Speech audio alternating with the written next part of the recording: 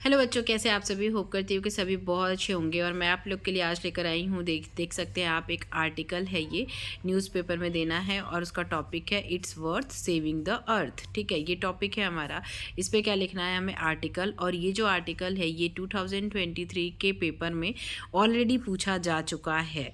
ठीक है, तो किस तरीके से लिखना है मैं आपको समझा देती हूँ ताकि आपको ईजी पड़े लिखने के लिए, अगर ये फिर से आता है तो। क्योंकि ये मतलब 2023 में पूछा है, 24 का में नहीं आया था, तो ये 25 में आ सकता है।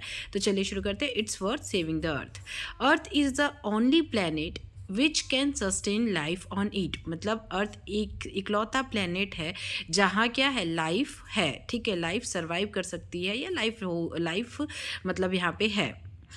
The resources of the earth, like मतलब जो रिसोर्सेज हैं अर्थ पे, या आप अपने मन से भी लिख सकते हैं कि जो रिसोर्सेज हैं अर्थ पे क्या क्या है। देख सकते हैं आप, air, water, sunshine and vegetation, जो ये सारे हैं, ये क्या करते हैं, make life possible on it. यही सारे मिलके अर्थ पे लाइफ को पॉसिबल बनाते हैं। मतलब नहीं तो जो लाइफ है मतलब अर्थ पे, वो सर्वाइव नहीं कर सकती इन सब के बिना। ठीक है, तो we can not imagine our lifes without this resources. बिना इन रिसोर्सेज के क्या आप जिंदा रह सकते हैं? बिल्कुल नहीं रह सकते हैं। तो इसलिए ये रिसोर्सेज जो है वो हमारे जीवन के लिए बहुत ही आवश्यक है। The need of N R is we need to save our resources to save earth. हमारी जो सबसे बड़ी जो ज़रूरत है वो क्या है कि जब हम इन रिसोर्सेज को सेव करेंगे तभी क्या होगा, हमारा जो अर्थ है वो भी बच पाएगा। क्योंकि अगर ये रिसोर्सेज ख़त्म हो जाएंगे तो हमारा अर्थ जो है वो भी नहीं रहेगा, जीवन नहीं रहेगा इस पर, अर्थ भी नहीं रहेगा।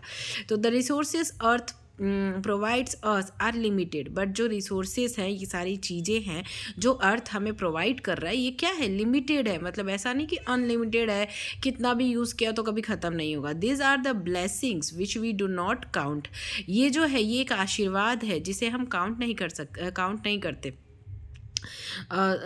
We have no value of these resources as we are getting them free of cost and in abundance। मतलब जो चीज़ हमें फ्री में मिलती है ना, तो उसकी हमें वैल्यू नहीं होती है। यही कहना ही चाह रहे हैं कि वो हमें फ्री ऑफ कॉस्ट मिली है, मतलब उसके लिए हमें कोई मूल्य नहीं चुकाना होता, इसलिए उसके लिए उसकी हमारे नज़रों में कोई वैल्यू नहीं है। हम उसकी वैल्यू नहीं कर रहे हैं, हम उसे नहीं बचा रहे हैं। तो ह्यूमन हैज़ बिकम सेल्फिश। मतलब आज जो व्यक्ति है वो बहुत ज़्यादा सेल्फिश हो गया है।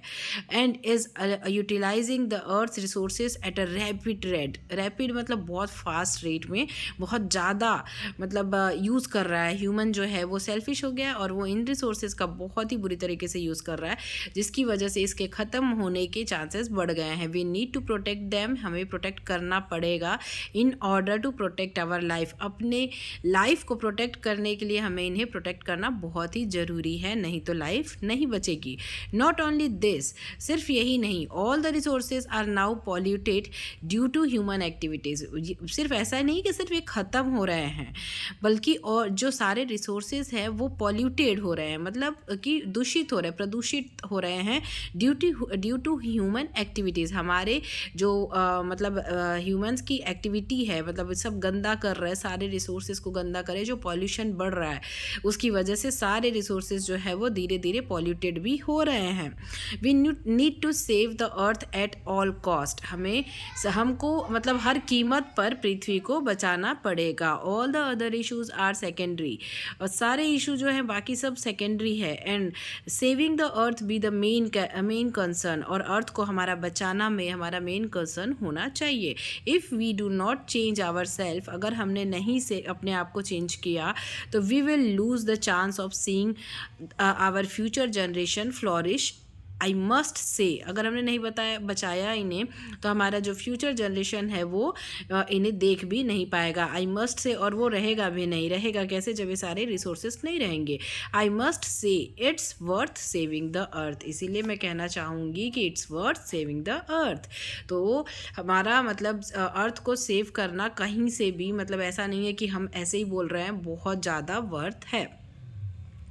तो इसीलिए अर्थ को हमें सेव करना बहुत ज़रूरी है। तो ये आपका आर्टिकल है जो रेडी हो गया है। अगर इस टाइप का क्वेश्चन आपको एग्जाम में पूछता है तो आप इस तरीके से लिख सकते हैं। आप चाहे तो इसे पॉइंट वाइज भी लिख सकते हैं, और अगर आपको पॉइंट वाइज नहीं बनेगा तो भी आप मुझे कमेंट कर सकते हैं, मैं आपको इसके कुछ पॉइंट्स बता दूंगी ताकि आपको और ईजी पड़े।